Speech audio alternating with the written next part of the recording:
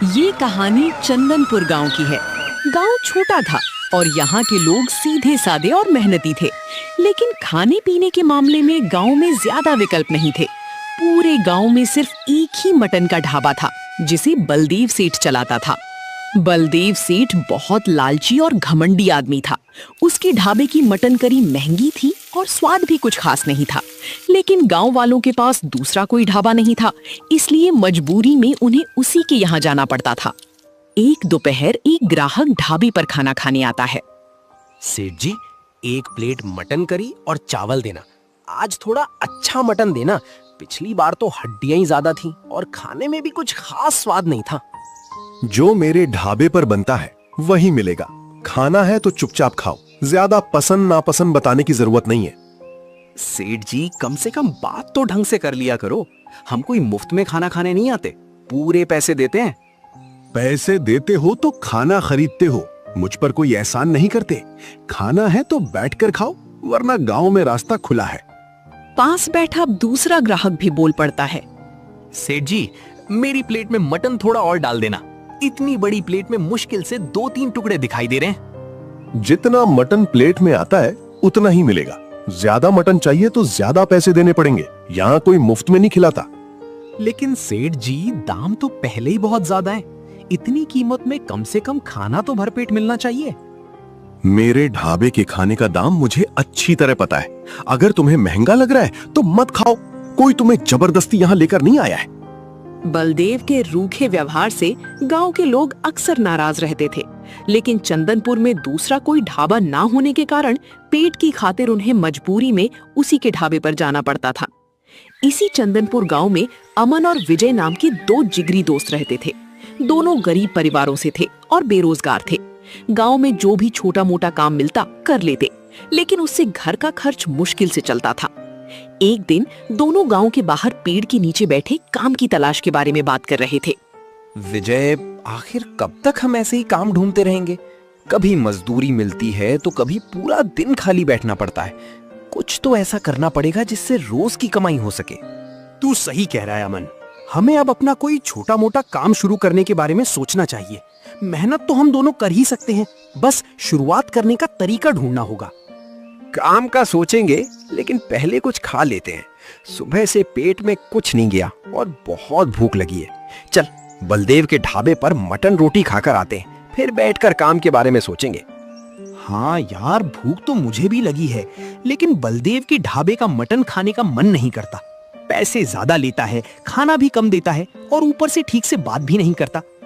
फिर भी दूसरा कोई ढाबा नहीं है, जाना ही पड़ेगा। दोनों अपनी भूख और मजबूरी के कारण बलदेव के ढाबे की ओर चल पड़े और थोड़ी देर बाद उसके ढाबे पर पहुंच गए। सेठ जी, 2 प्लेट मटन करी, चावल और रोटी लगा दीजिए। बलदेव बिना उनकी तरफ देखे खाना लगा देता है। दोनों चुपचाप खाना शुरू कर देते हैं। कुछ निवाले खाने के बाद विजय धीरे से अमन की तरफ झुककर कहता है, यार, हर बार यही हाल रहता है। मटन के नाम पर हड्डियां ही ज्यादा हैं और तरी में भी बस तेल तैर रहा है। इतने पैसे देकर भी पेट भरने का मजा नहीं आता। और दाम देख, 2 प्लेट के इतने पैसे ले लिए जैसे किसी बड़े शहर के महंगे होटल में खाना खा रहे हो। ऊपर से मटन भी इतना कम दिया है कि 2 निवाले में ही खत्म हो जाएगा। दोनों किसी तरह अपना खाना खत्म करते हैं और ज्यादा पैसे देने के बाद थोड़े नाराज मन से ढाबे से बाहर निकल आते हैं। इसके बाद दोनों चौराहे पर जाकर काम की तलाश में बैठे ही होते हैं कि तभी सामने से उनका पुराना दोस्त राहुल आता दिखाई देता है। राहुल कुछ समय पहले काम की तलाश में शहर गया था। अरे राहुल, तू आज ही गांव आया है? हमें तो पता ही नहीं चला। लेकिन अचानक वापस कैसे आ गया? शहर में तो काम ठीक चल रहा था ना? हाँ यार, काम तो ठीक चल रहा था, लेकिन आज सुबह गांव की बहुत याद आई। सोचा पैसा तो फिर कमा लूंगा, पर अपने गांव और दोस्तों से दूर कब तक रहूंगा। बस उसी वक्त वापस आने का मन बना लिया।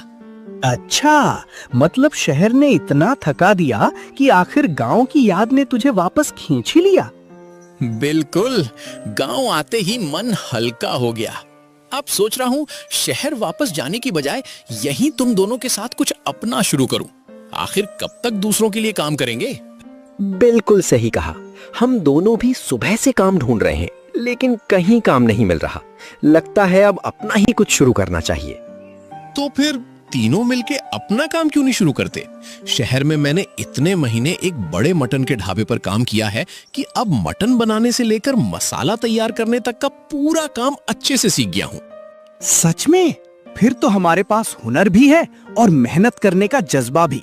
अगर खाना अच्छा बनाया और दाम सही रखा तो गांव वाले जरूर हमारा साथ देंगे। बात तो सही है, लेकिन दुकान के किराए का क्या करेंगे? हमारे पास इतना पैसा नहीं है कि किराया देकर ढाबा शुरू कर सकें। शुरुआत का खर्च भी तो देखना होगा। मेरे पास ज्यादा पैसे तो नहीं है, लेकिन करीब 2000 रुपए हैं। मैं अपनी तरफ से जितना हो सके उतना पैसा लगाने के लिए तैयार हूँ। मेरे पास भी करीब 1000 रुपए हैं। अगर हम तीनों अपने पैसे मिला दें तो शायद शुरुआत के लिए कोई छोटी सी जगह मिल जाए। मेरे पास 1200 रुपए हैं। तीनों के पैसे जोड़ेंगे तो अच्छी शुरुआत हो सकती है। कमाई होने लगेगी, फिर धीरे धीरे काम भी बढ़ा लेंगे। तो फिर देर किस बात की? कल चलते हैं, कोई सस्ती सी दुकान ढूंढते हैं। शुरुआत छोटी होगी लेकिन मेहनत पूरी करेंगे। अगले दिन सुबह तीनों दोस्त अपने पैसे साथ लेकर गांव में दुकान की तलाश में निकल पड़ते हैं। वे चौराहे, बाजार और गांव की दूसरी गलियों में कई जगहों पर दुकान के बारे में पूछताछ करते हैं, लेकिन जहां भी जगह पसंद आती उसका किराया उनके बजट से काफी ज्यादा होता। काफी देर तक घूमने के बाद तीनों सड़क किनारे पड़ी एक पुरानी बेंच पर बैठ जाते हैं। थके हुए तीनों सोचने लगते हैं कि इतने कम पैसों में अपना ढाबा कैसे शुरू किया जाए। यार, हमारे बजट में कोई दुकान नहीं मिल रही। अगर सारा पैसा किराए में चला गया तो ढाबा शुरू करने के लिए बचेगा ही क्या? सही कह रहा है। अगर दुकान नहीं ले सकते तो क्या हम कोई ठेला लगाकर शुरुआत कर सकते हैं? उसमें किराए का झंझट भी नहीं होगा। ठेला तो अच्छा रहेगा, लेकिन हमारे पास ठेला खरीदने की भी पैसे नहीं बचेंगे। फिर खाना बनाने का सामान कहाँ से आएगा? तीनों कुछ देर चुपचाप बैठे रहते हैं। तभी राहुल की नजर सड़क किनारे खड़ी एक पुरानी बस पर पड़ती है। वो कुछ पल तक बस को ध्यान से देखता है और अचानक उसके चेहरे पर एक विचार आता है। दोस्तों, एक बात सोचो, अगर हमें दुकान नहीं मिल रही तो क्यों ना इसी पुरानी बस को अपना चलता फिरता मटन ढाबा बना ले? बस में ढाबा? राहुल, तू सच में बोल रहा है या मजाक कर रहा है? इस पुरानी बस में मटन का ढाबा आखिर चलेगा कैसे?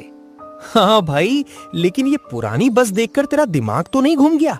इसमें ढाबा कैसे चलेगा? लोग यहाँ खाना खाने आएंगे भी या नहीं? नहीं भाई, मैं मजाक नहीं कर रहा।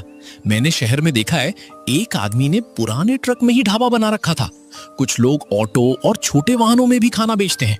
जब वो कर सकते हैं तो हम पुरानी बस को ढाबे में क्यों नहीं बदल सकते? बात तो सही है। अगर ये बस हमें मिल जाए और हम इसे थोड़ा ठीक कर लें तो दुकान का किराया भी नहीं देना पड़ेगा। कम पैसों में अपना काम शुरू हो सकता है। और सबसे अच्छी बात, इसे एक ही जगह खड़ा रखने की मजबूरी भी नहीं होगी। जहां ज्यादा ग्राहक मिलेंगे हम बस वहीं ले जाकर अपना ढाबा लगा देंगे।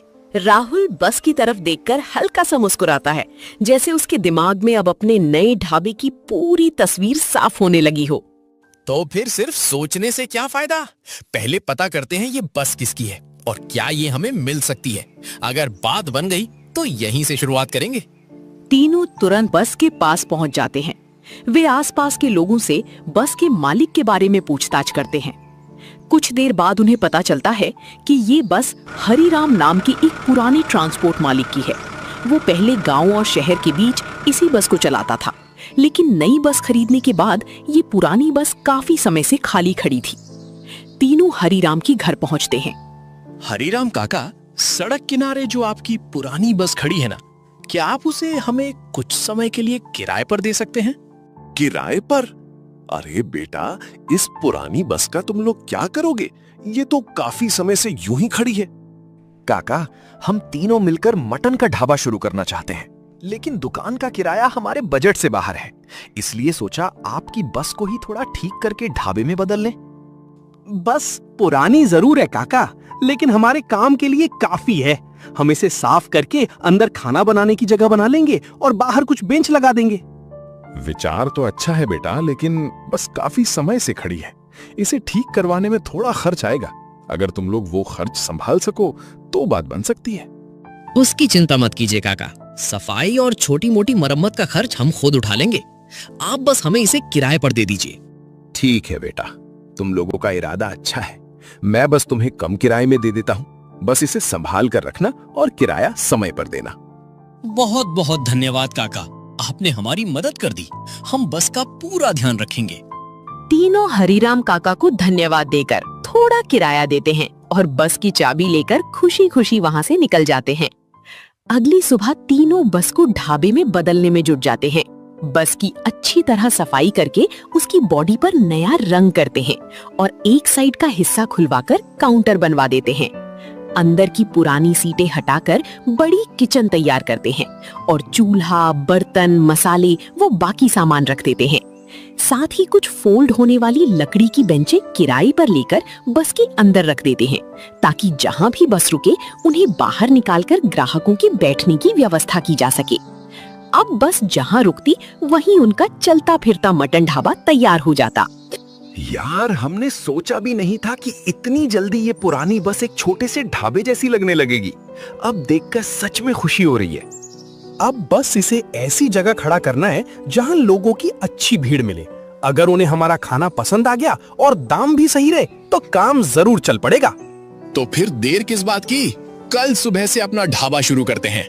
मेहनत हमने कर ली है, अब देखना है कि लोग हमारे खाने को कितना पसंद करते हैं। अगली सुबह तीनों दोस्त अपना चलता फिरता मटन ढाबा लेकर गांव से निकल पड़ते हैं। कुछ देर इधर उधर घूमने के बाद उन्हें गांव से थोड़ी दूर हाईवे के किनारे एक अच्छी जगह दिखाई देती है। सड़क पर आने जाने वाले लोगों की आवाजाही भी थी, इसलिए तीनों वहीं बस खड़ी कर देते हैं। यार, जगह तो बढ़िया है। हाईवे से गुजरने वाले लोगों की अच्छी आवाजाही है। अगर खाना पसंद आ गया तो ग्राहक जरूर मिलेंगे। बिल्कुल। अब बस खाना ऐसा बनाना है कि जो एक बार खाए उसे हमारा स्वाद याद रहे और अगली बार फिर यहाँ रुकने का मन करे। तीनों तुरंत काम में जुट जाते हैं। राहुल कढ़ाई में तेल, प्याज और मसाले भूनकर उसमें ताजा मटन डालता है। फिर मसाला और पानी डालकर उसे धीमी आंच पर पकने देता है। कुछ ही देर में बस के आसपास गर्मा गर्म मटन की खुशबू फैल जाती है। खुशबू से हाईवे से गुजर रहे दो राहगीर रुककर बस की तरफ बढ़ाते हैं। भाई, ये बस यहाँ नई खड़ी हुई है क्या? इतनी अच्छी मटन की खुशबू आ रही है कि दूर से ही पता चल गया यहाँ कुछ अच्छा बन रहा है। हाँ भाई, आज ही हमारा पहला दिन है। बस को ही मटन ढाबा बनाया है। ताजा मटन बना है। आप बैठिए, गर्मा गर्म खाना खिलाते हैं। दोनों राहगीर बस के बाहर लगी बेंच पर बैठते हैं और मटन मंगवाकर खाना शुरू कर देते हैं। अरे वाह, मटन तो सच में बहुत बढ़िया है। मसाला अच्छी तरह पकाया है और मटन भी एकदम नरम है। और दाम भी ठीक रखें। अगर स्वाद ऐसा ही रहा तो ये बस वाला मटन ढाबा जल्दी ही मशहूर हो जाएगा। कुछ देर बाद एक ट्रक ड्राइवर खुशबू से आकर्षित होकर अपनी गाड़ी रोक देता है। भाई, ये कौन सा नया ढाबा खुला है? बस में मटन का ढाबा देखकर तो पहली बार गाड़ी रोक रहा हूँ। खुशबू इतनी बढ़िया है कि बिना खाए आगे जाने का मन ही नहीं कर रहा। आइए भाई, बैठिए। आज हमारा पहला दिन है। आप खाना खाकर बताइए कैसा लगा। पसंद आए तो अगली बार भी यहीं रुकना। ड्राइवर खाना खाता है और संतुष्ट होकर सिर हिलाता है। वाह भाई, स्वाद में कोई कमी नहीं है और दाम भी सही है। अब जब भी इस रास्ते से निकलूंगा, इस बस वाले मटन ढाबे पर जरूर रुकूंगा। धीरे धीरे 2-4 मजदूर और राहगीर भी खुशबू से खिंचकर वहां आने लगते हैं। भाई, 2 प्लेट मटन और 4 रोटी देना। रास्ते से ही इस ढाबे की खुशबू आ रही थी, सोचा आज यहीं खाना खा लेते हैं। सच में जगह भले नहीं है, लेकिन खाना और दाम दोनों बढ़िया हैं। लगता है ये बस वाला मटन ढाबा जल्दी ही सबकी पसंद बन जाएगा। कुछ ही देर में बस के सामने ग्राहकों की अच्छी खासी भीड़ जमा हो जाती है। राहुल लगातार मटन बनाता रहता है, जबकि अमन और विजय ग्राहकों को खाना परोसने और बेंचों की व्यवस्था संभालने में लगे रहते हैं। शाम तक उनका बनाया हुआ पूरा मटन खत्म हो जाता है।